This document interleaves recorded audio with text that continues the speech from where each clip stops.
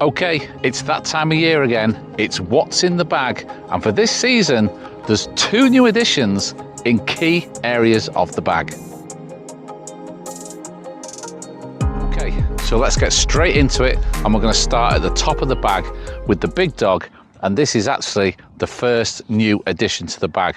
You will have already seen on a number of my videos me talking about this driver. So last season I used the Ping G425 Max. I absolutely love that driver. I had no plans to change it whatsoever. But when I started to see some reviews for this Ping G430 Max 10K, I just thought, all these people can't be wrong. They were all waxing lyrical about how good it is. So I actually went out and did a little bit of an impulse buy. I actually went out and bought it without trying it, but I got it in exactly the same spec as my 425 Max, exactly the same shaft, the same loft, the same light, everything. So I was pretty confident I didn't need to go and actually get fitted up for it. And boy, am I not regretting this decision. The forgiveness on this driver is absolutely off the charts. And for me, it just means that I make really fully committed golf swings because I've got so much confidence that if I do a slight off-centre hit, the results are never going to be that bad. Next up is 3-wood. So, because I've got Ping woods and Ping hybrids, I have considered getting a Ping 3-wood for a long time, but this Cobra King Speed Zone 3-wood that I've now had, that it's going into its 3rd season, is so good that and seems to suit me so well that I just don't feel the need to change it whatsoever. Those rails on the bottom of the sole just seem for me to really help hitting it off the ground and getting the ball up in the air. When you hit this thing well, it goes like an absolute missile. So still super happy with the Cobra Speed Zone. No need to change it. Not even thinking of changing it. So it stays in the bag for 2024. Okay, so next up is hybrids, and I have 2 hybrids in my bag, and they are both Ping G425 hybrids. So originally I got these to match my driver, which at the time I was perfectly happy with. I don't see any need to get hybrids to match my new driver. I'm really happy with these hybrids. I think Ping's woods hybrids are all absolutely fantastic. So I have the 3 hybrid in 19 degree, and I have the 4 in 22 degree, both with regular shafts. So the older I get, you know, the less sort of stringent I am about having stiff shafts. I did go and have a fitting, and I was told that my swing speed was right on the cusp between regular and stiff. But I just thought that probably that trend is only going to go nearer to regular as I get older, and regular shafts, they just feel just that little bit better. I feel as though I don't need to swing it as hard with a regular shaft. So yeah, regular shafts in both of the hybrids. Ping G425, I mean, just fantastic woods, fantastic hybrids. You can't go wrong with them. So these 2 are staying in the bag for 2024. Okay, so irons. My irons go from 5 to pitching wedge. And as many people know who've followed the channel for a long time, I am a big fan of PXG irons. I believe, honestly, that PXG irons are the best on the market. Now, I have got the 0311 in the T version, but in the Generation 3 irons, or the Generation 3 edition.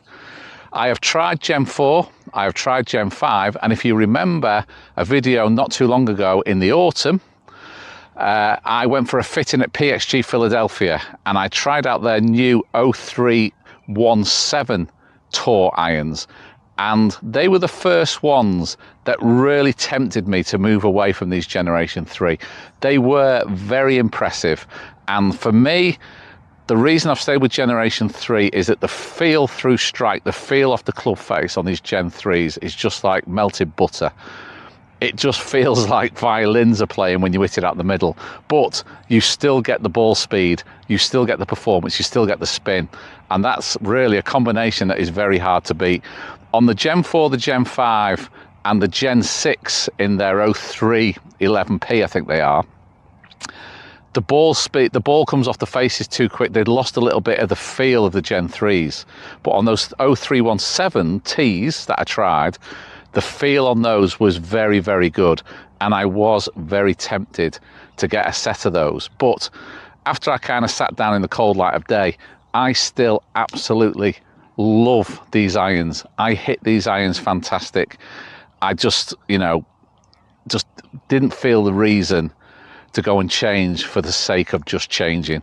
If I've got a set of irons I'm really happy with, why change? So for the time being, the PXG 0311Ts in generation 3 are staying in the bag, but they had a scare for the first time. So is this going to be their last season? Okay, down into the wedges. So I have 3 wedges. I have a 52, a 56 and a 58. In the 52 and the 56, I have them both in the Ping Glide 3.0s with 12 degrees of bounce. Now, I have considered changing these wedges, not because I don't like them, not because I you know, they're not performing. It's just that I have been thinking about going to slightly lower bounce. And the reason for that is that I do believe I'm going to be playing a lot more links golf this year, and I should have some news on that at some point in the season. So for links, really tight, baked out links lies, 12 degrees of bounce is quite a lot, and it doesn't really suit that very well, because you find that when you look down, the sort of leading edge of it is kind of a little bit off the ground, and then you feel like you've got to get your hands in front. It's just not ideal. But I love these Ping wedges. For now, they're staying, and if I do decide to change them, it's not because I'm not happy with them, it's just because I feel the need to just change the spec in the wedges. Okay, so onto the 58 degree, and this is the second new edition for this season. So I have gone for a Titleist Vokey wedge. Why wouldn't you? Vokey wedges are fantastic.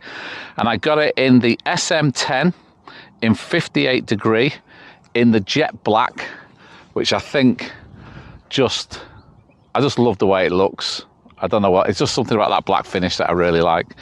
And crucially, and the reason that I changed from my other 58 is, and it goes back to what I was just talking about in the previous wedges, I've gone down to 8 degrees of bounce. I just feel that I need less bounce. I love the way it sits on the ground. I know it's going to suit links golf a lot better if I do indeed end up playing a lot more links golf later in the season. So I've been practicing hard with this wedge. I've been working on my short game. I absolutely love it. I mean, Vokey wedges, what's not to like? They're fantastic. Everyone knows it. Let's go out and buy one. So, onto the last club, but probably the most important, and that is the putter. So I changed to this putter just over 12 months ago. I was really struggling with my putting, so I reached out to my good friend Phil Kenyon, obviously the world-renowned putting coach, getting a lot of focus at the moment because he's working with Scotty Scheffler and has helped turn Scotty's putting around, and obviously Scotty's results have been unbelievable since that happened. So I reached out to Phil and said, look, I know it's a very sort of wide open question without going for a fitting, without seeing everything, but, you know, could you recommend a putter for me that, you know, just is very well balanced, you know, all the sort of things that you'd be looking for in a putter. And he recommended this Odyssey O-Works 7. It's a putter that style that I wouldn't normally go for, because I've always used sort of like bladed putters rather than mallet putters. But I've got to say, since I went to this putter, I'm super happy with it. I really like it. And I certainly don't see any reason to change it whatsoever. If I'm not holing putts, it's not because of this, it's because of this. Okay, so there we have this year's edition of what's in the bag. I'm super happy with all the tools that I have at my disposal. I'm just chomping at the bit to get out there and use them in competition. Unfortunately, although it's an absolutely beautiful sunny day today, competitions have not started because the course has still not fully opened up 18 holes. It's still extremely wet, and apparently we need at least a week of very dry, warm weather, and there's no sign of that at the moment on the long-term weather forecast. So right now, not 100% sure when this year's competitions is actually going to start. But it is what it is. Just keep plugging away, practicing, trying to get ready for when that time actually comes around. Okay, I'll see you in the next video.